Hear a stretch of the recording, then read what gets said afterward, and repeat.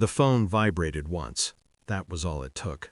I was standing in the kitchen, staring at the reflection of myself in the black glass of the microwave. The house was too clean, too quiet, the kind of quiet that presses against your ears and waits for something to break.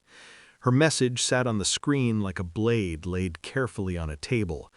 "I'm not your possession. I'll come home late. Don't call." No punctuation, no warmth, just distance, sharpened. I didn't reply immediately. I counted my breaths. In, out. I thought about the way she'd kissed me that morning. Quick, distracted, her eyes already somewhere else. I thought about the way she'd flinched when my hand lingered on her back.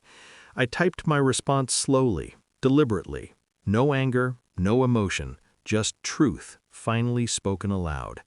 "I'm not your husband anymore. Don't come back." Send. The silence afterward was immense, almost holy. Then the phone began to scream. 1 call, 2, 5. I set the phone face down on the counter and poured myself a glass of water. My hands were steady. That surprised me. By the time I took my first sip, the screen lit up again. 67 missed calls. I didn't look at them. I already knew what panic sounded like. It hadn't started with that message. That's what people always get wrong. Betrayal doesn't arrive fully formed. It leaks in, drop by drop, slow enough that you doubt your own thirst. It started with absence, not physical at first, emotional. She laughed a second too late, smiled without her eyes. Her phone became an extension of her hand, always face down, always guarded. Password changed, notifications silenced. I noticed everything. I said nothing.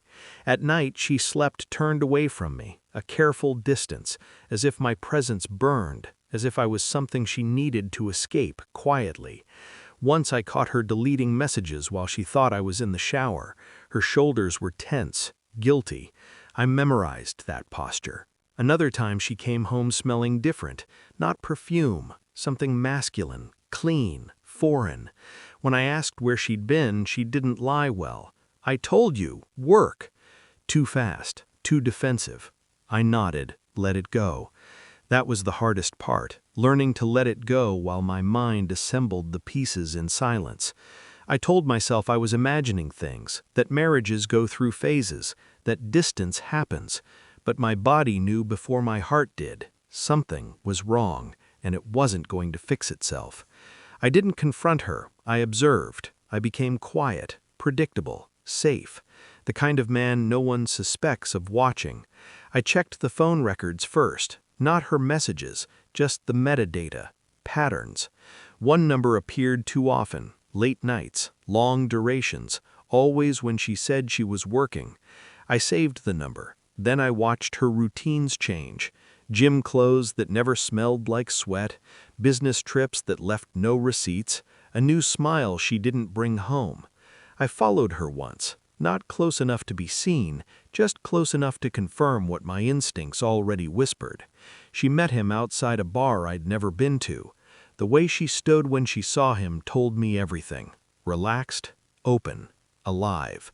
I didn't feel rage. I felt clarity. At home, I began preparing. I gathered documents, bank statements, photos. I backed everything up twice. I scheduled appointments quietly. A lawyer, a therapist I never went to. I waited, because the truth, when revealed too early, gives the guilty time to rewrite it. I wanted it clean, undeniable. The confirmation arrived on a Tuesday afternoon. An email, short, clinical. Enough evidence to end a marriage without a word spoken. I sat at my desk and stared at the screen for a long time. Not because I was shocked, but because I felt something loosen inside me. A knot I hadn't realized I was carrying. That night she came home smiling. She froze when she saw the folder on the table. "What's that?" she asked. I slid it toward her. She opened it slowly. Her hands began to shake before she reached the last page. When she did, she looked up at me like a stranger. "How long?" she whispered. I shrugged. "Long enough." She cried. Of course she did. Apologies spilled out of her, explanations, justifications.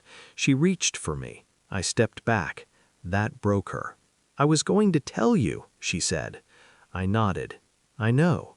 Her eyes widened. Confusion flickered across her face.